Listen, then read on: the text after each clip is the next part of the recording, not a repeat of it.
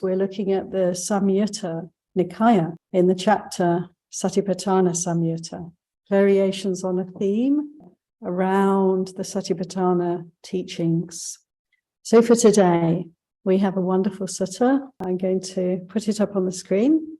Satipaṭṭhāna Saṁyutta is chapter 47:9, Gilāna Sutta, the sutta on sickness.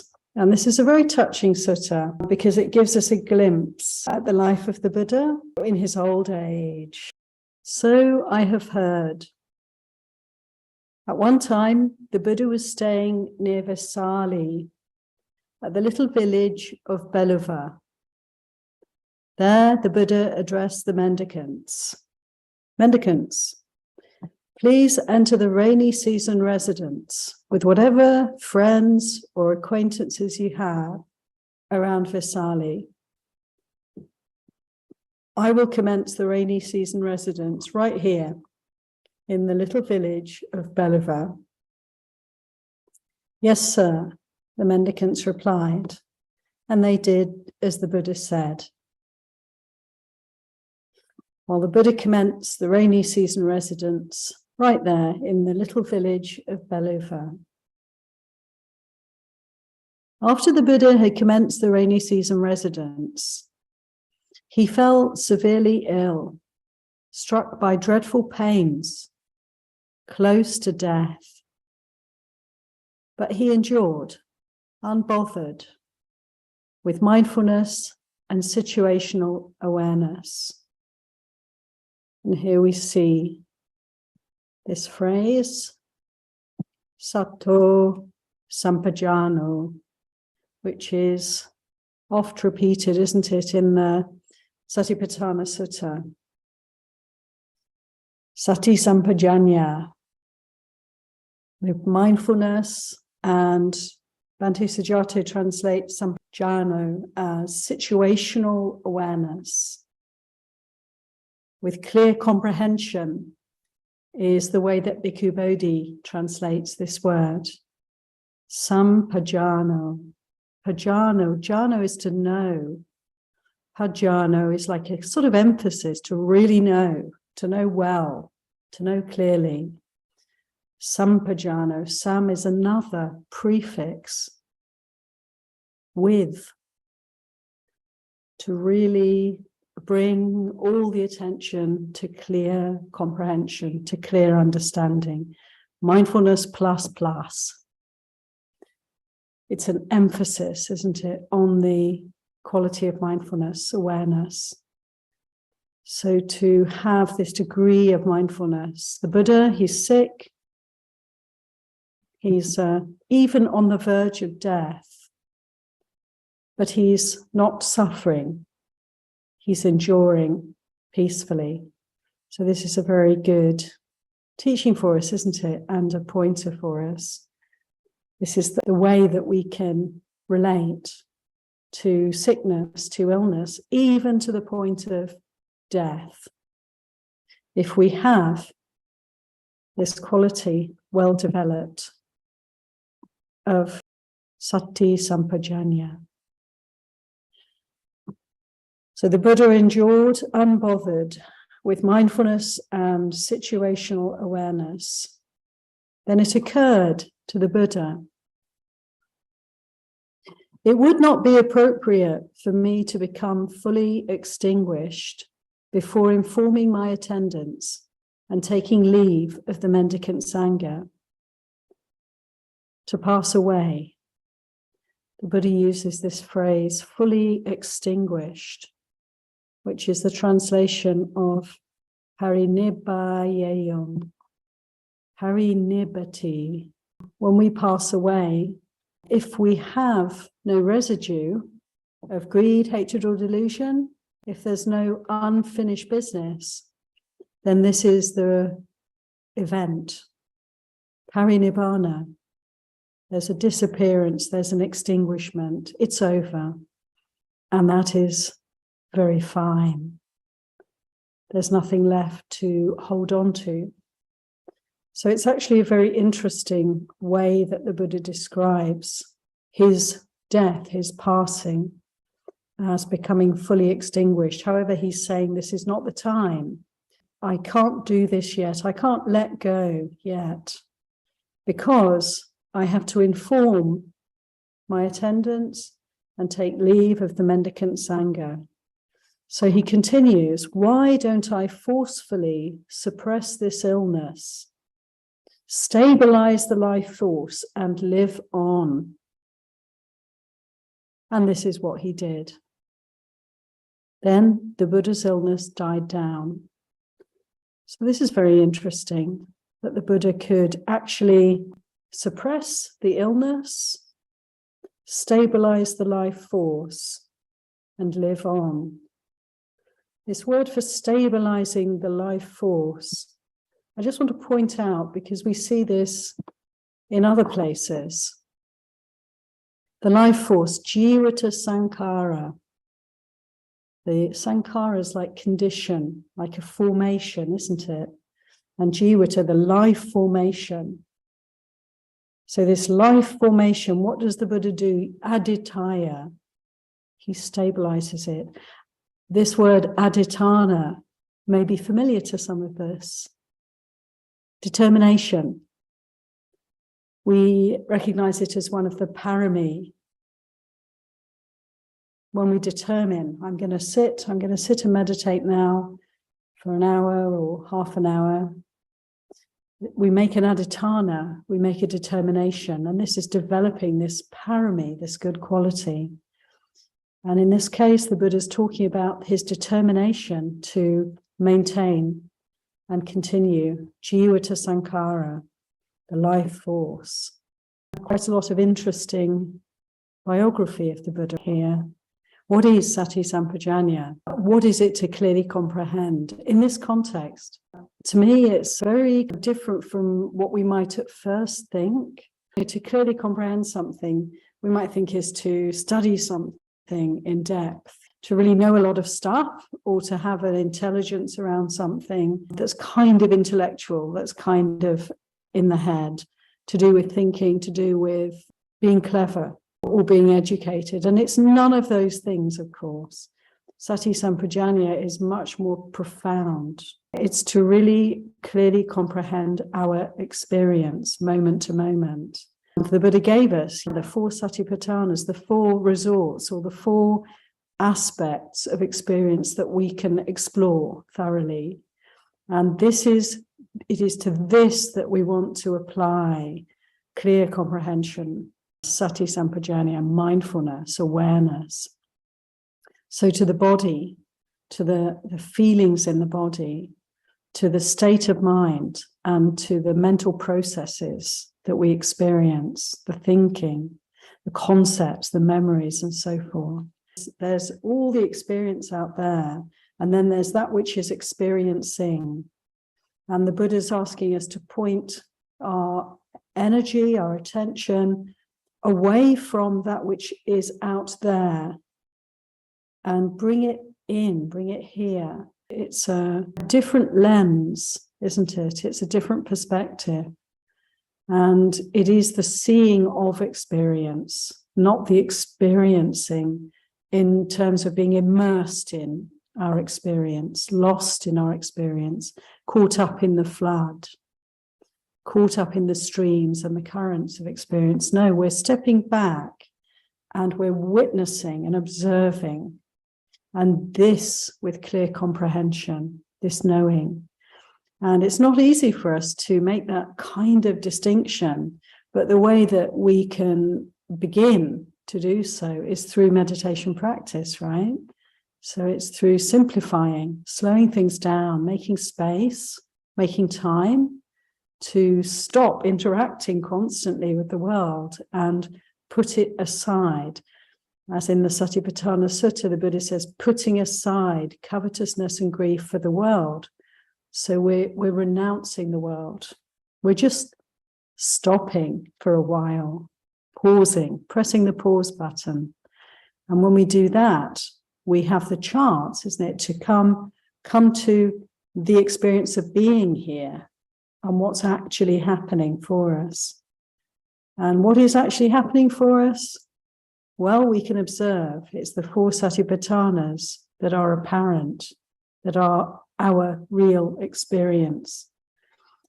The body, feelings, mind, and mental phenomena.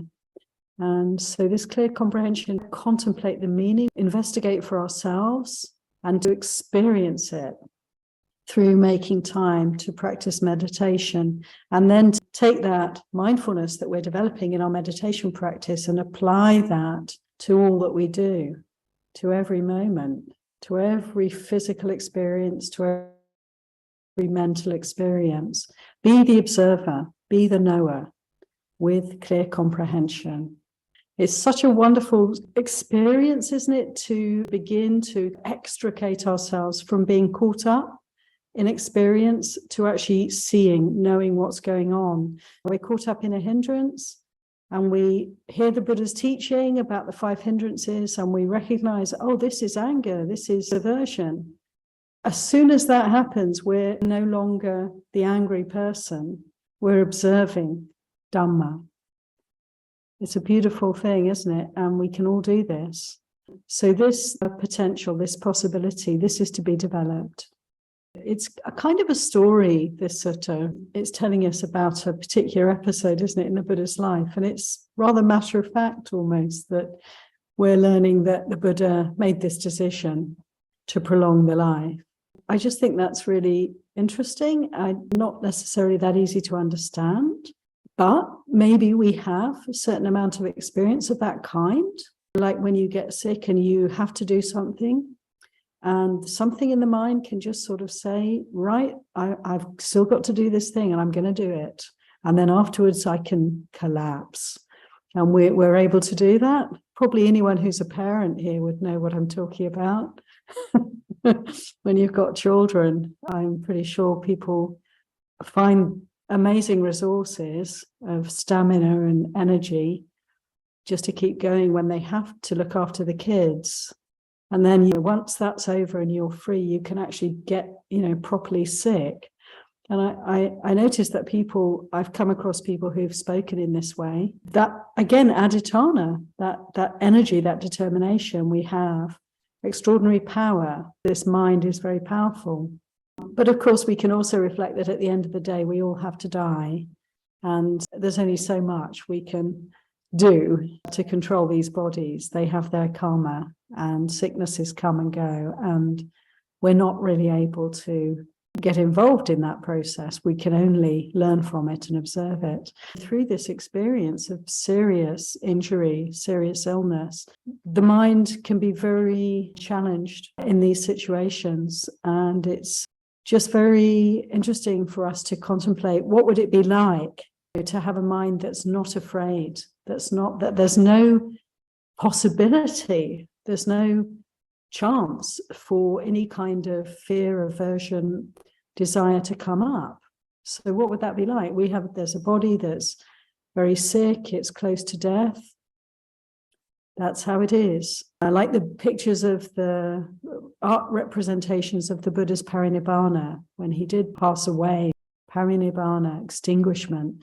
And in those pictures, people grieving and mourning and throwing themselves around in powerful emotion. And then others, the arahants, just standing there, looking the same as they always look, presumably, just there, just present, because death is there. It's just part of samsara. It's inevitable, it's normal, it's natural, and so forth. So I guess maybe as we purify our hearts and minds and become more aligned with the Dhamma, we may simply be able to follow the process very mindfully with clear comprehension without a lot of strife and turmoil and tumult in the heart. I'm pretty sure we can all consider, maybe in the past I would have been very, very afraid, but now maybe not quite so afraid, maybe not quite so troubled by sickness or impending death. And I do believe that we can expect these kind of changes over time with our practice, that we'll notice a more easeful relationship with all the vicissitudes of life, right up to the end. And ideally, we want to be embracing these challenging things, these events, with interest, with curiosity. Like, how can I continue to practice mindfulness? How can I develop my mindfulness in this situation and that situation? Let that be our priority. And then perhaps the physical and mental challenges will be in a context where we're bringing them in as a vehicle for liberation. I think we can all do this. It's a matter of choice. How do I want to live? How do I want to cultivate this mind? What do I want to pay attention to, and with what kind of an attitude? And how difficult sometimes to actually be able to make that choice, not to be hurtling down the slope of despair and depression. We can have a lot of compassion, can't we, for people who are distressed when the body's sick, suffering, in danger, and how difficult sometimes. But the opportunity's there for us to redirect, really, with great energy, perhaps, with this determination to put mindfulness to the fore. Mindfulness is my priority. Everything else is secondary. And then to allow that to help us to kind of chart our course through the stormy seas. Sati, it means like recollecting. There's that quality of remembering or bringing in all that we know. It has dimensions to it, but at the same time, it's something very simple. Because when we pay attention, simply pay attention to this mind, to this body, then often it reveals itself. It gives us a perspective that can extend deeply into the mind. Say we're sitting and meditating, practicing mindfulness, we may have many memories coming up. It can be surprising sometimes. Things that I haven't thought about for 50 years will bubble up onto the surface. The aspect of mindfulness that is the remembering or recollecting aspect is this deepening of awareness that just makes our experience more accessible to us. Sati, I think of as the awareness, the presence. Sampajanna is something like with clarity, with clear understanding, applying all our intelligence, not just mental intelligence, to this experience of mindfulness. Mindfulness develops Sampajanna, and Sampajanna is an aspect of mindfulness. These words are very significant. They come again and again in the Satipaṭṭhāna Sutta and elsewhere. Why don't we just then, if this is such an important term that the Buddha used to describe this quality, this path factor, samasati, right mindfulness, then it's probably really good to spend time contemplating, what does it mean? What does it mean, and how does it manifest for me? How can I develop this quality? What is the experience of it? How do I develop it? And my sense is meditation, of course, and also considering all the other path factors, virtue and wisdom and right intention, and all of these factors, and seeing how they're all part of it too. All these different path factors, like the spokes of a wheel, come together and nourish each other. I feel grateful that we have these teachings to really contemplate the words of the Buddha and come to the Pali, look at different translations, put it all in the pot, as it were, and then sit with it and contemplate. And let's see, what's our experience? I'd like to suggest now we go back to the sutta and take up where we left off. What a rich springboard this sutta is. So just coming back to the Buddha in the Vassa, the rainy season, in the little village of Beluva, becoming very sick, and yet enduring unperturbed, unbothered, with mindfulness and situational awareness, with sati-sampajañña. And deciding it would not be appropriate to become fully extinguished before informing my attendants and taking leave of the Sangha. And so forcefully suppressing the illness stabilizing the life force, the Buddha lived on, and his illness died down. Soon after the Buddha had recovered from that sickness, he left his dwelling and sat in the shade of the porch on a seat spread out. Then Venerable Ananda went up to the Buddha, bowed, sat down to one side, and said to him, so we all know that Ananda is the cousin of the Buddha, who was his faithful attendant or upatak for many, many years.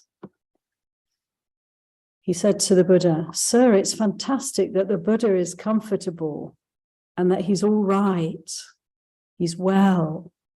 Because when the Buddha was sick, my body felt like it was drugged.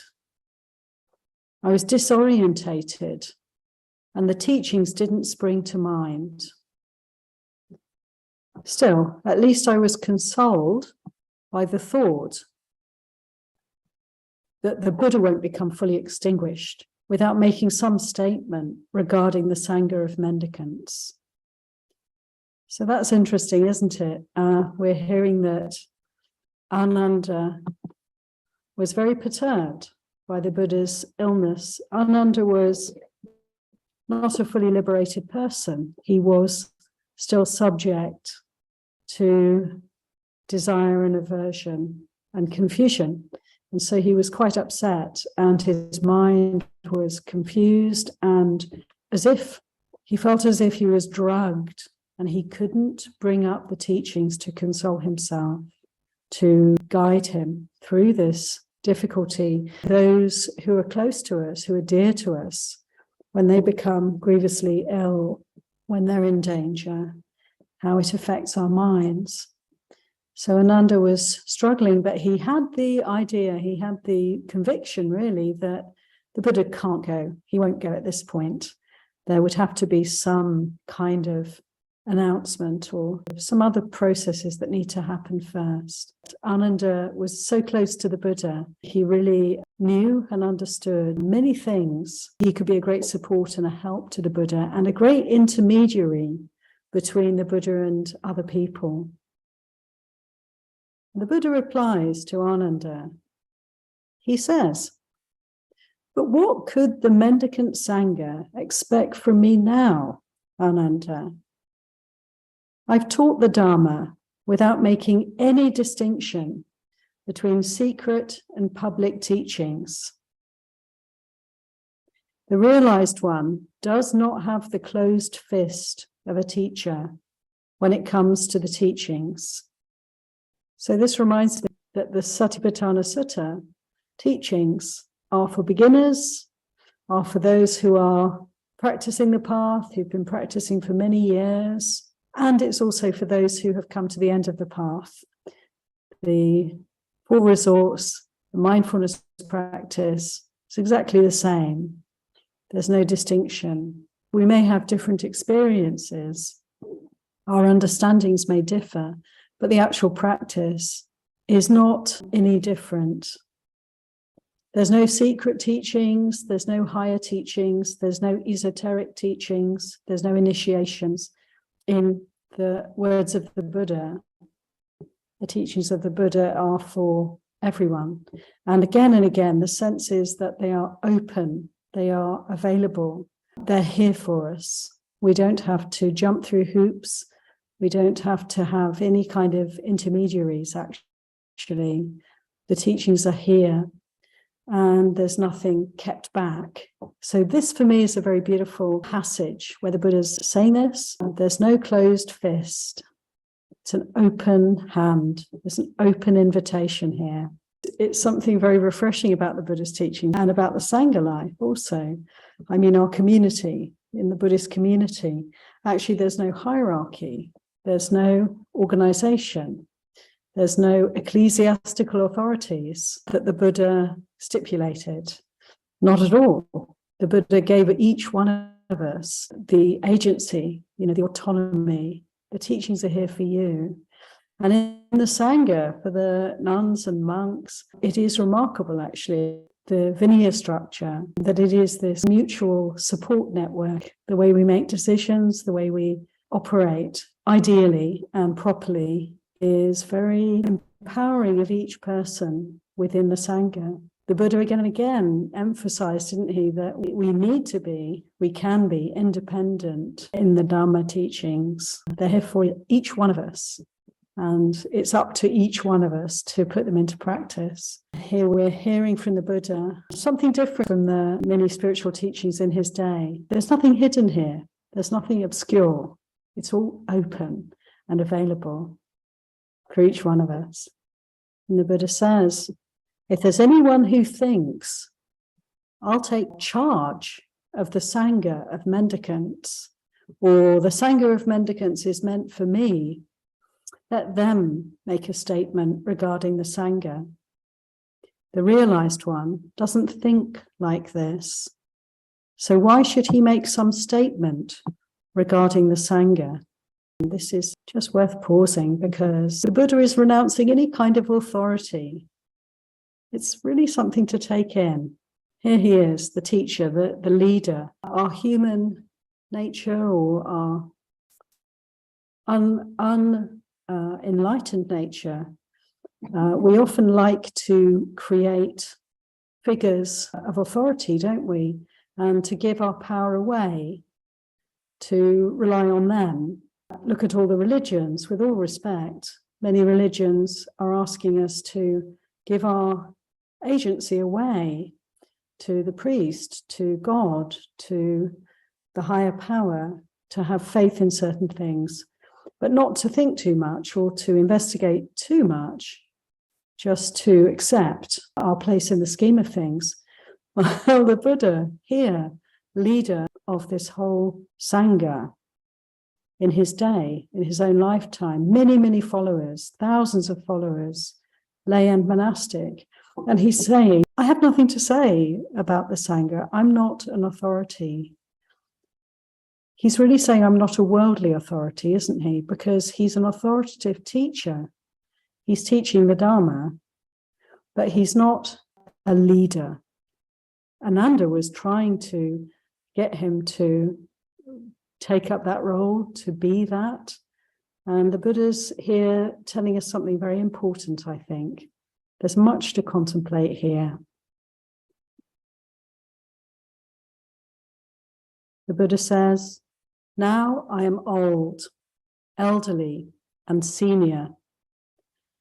I'm advanced in years and have reached the final stage of life. I'm currently 80 years old.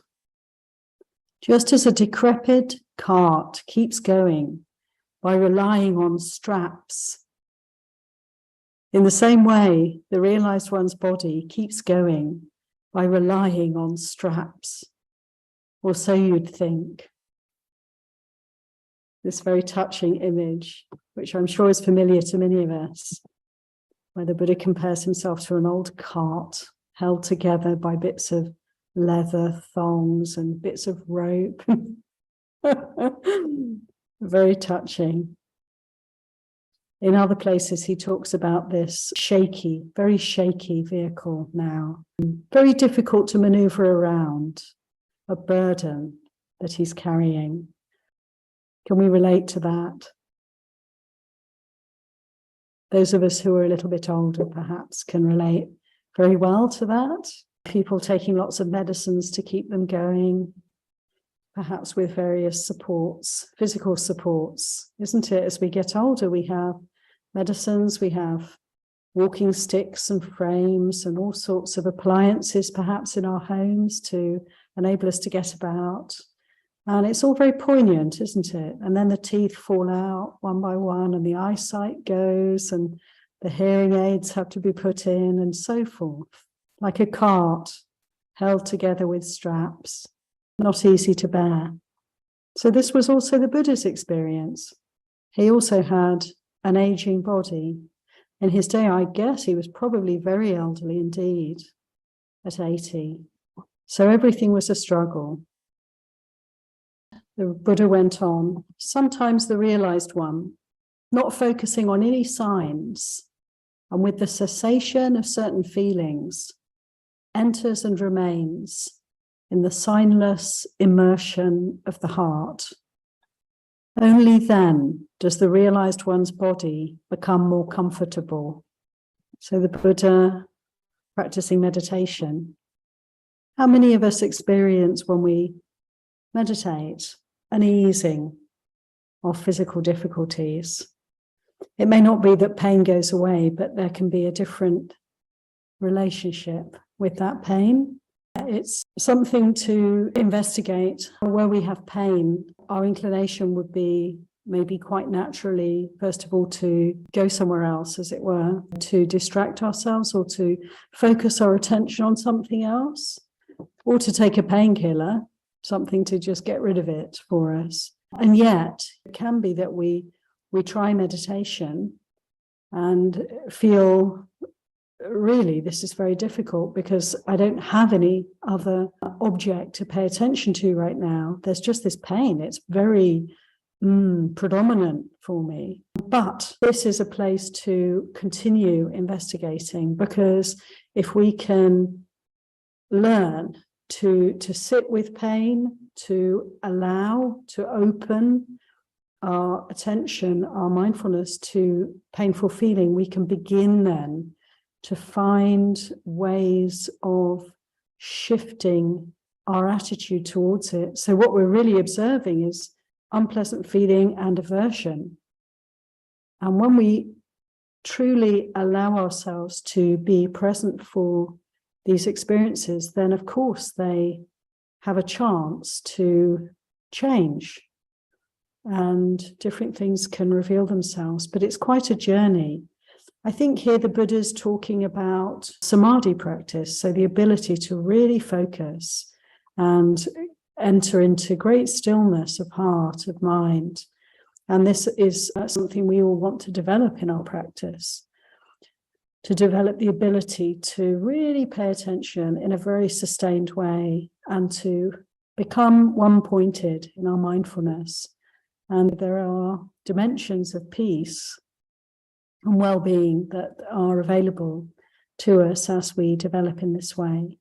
So it's like mindfulness practice and also samadhi, concentration or stillness or focus, is something to develop in our meditation. It's a way of developing the mind that enables us to cut through a lot of more gross or more intense feelings and to kind of divide and dissect them and investigate more and more deeply, and to see that within pain there's so much more to be understood. So it's almost like diving into the difficult places is something to be done rather than trying to get away from them. And I also find many times people say the breath awareness is so soothing and so helpful. So we can focus on painful areas, or we can actually redirect our attention. So we're not focusing just on the pain and the strong feelings in certain parts of the body, but we can actually go to some other part of the body and to pay attention to the breath. There's no pain in the breath. We're still present. We're still aware of the body.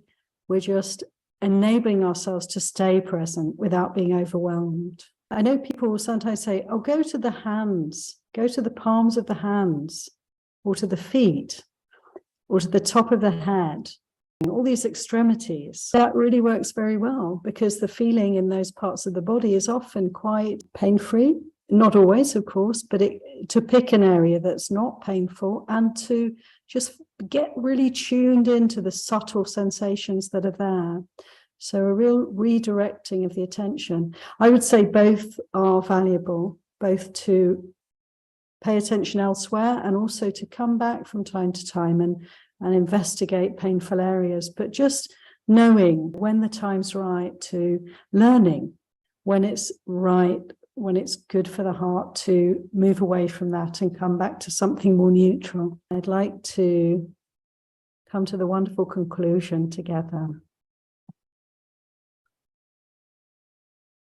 So the Buddha says, Ananda, live as your own island, your own refuge, with no other refuge. Let the teaching be your island and your refuge, with no other refuge, the Dhamma. Let the Dhamma be your island and your refuge, with no other refuge. We don't need any other refuge. How do we do this? We meditate, observing an aspect of the body, keen, aware, and mindful, rid of aversion and desire for the world. We meditate, observing an aspect of feelings, keen, aware, and mindful, rid of desire and aversion for the world. We meditate, observing an aspect of mind, keen, aware, and mindful, rid of desire and aversion for the world. And we meditate, observing an aspect of Dhamma, of principles, of phenomena, keen, aware, and mindful, rid of desire and aversion for the world. This is how we can live as our own island, our own refuge, with no other refuge. That is how the teaching is our island and our refuge, with no other refuge.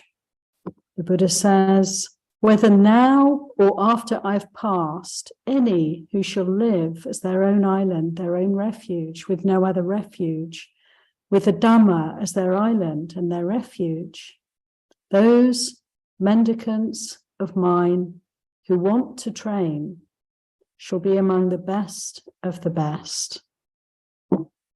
Sadhu, sadhu, sadhu. What an encouragement for us. What a simple and yet profound teaching. This is the way to go. Ekaya no mago. This is the one way. This is the direct path of practice. So how beautiful. And I feel in this sutta we learn some amazing things. This episode in the Buddha's life, so touching, so poignant. And his attitude towards leadership and the need or the not need for it. And then at the end, he tells us, we are the island. We are the teacher. We are the guide for ourselves. It's like we are empowered by this Dhamma. Each one of us. We're both empowered and also, isn't it, we have this responsibility. It's almost a bit scary sometimes to recognize that it's up to us, each one of us, to put these teachings into practice. And I'd like to invite everyone, we can all contemplate, consider sati-sampajañña. What does it mean? How do we experience it right now?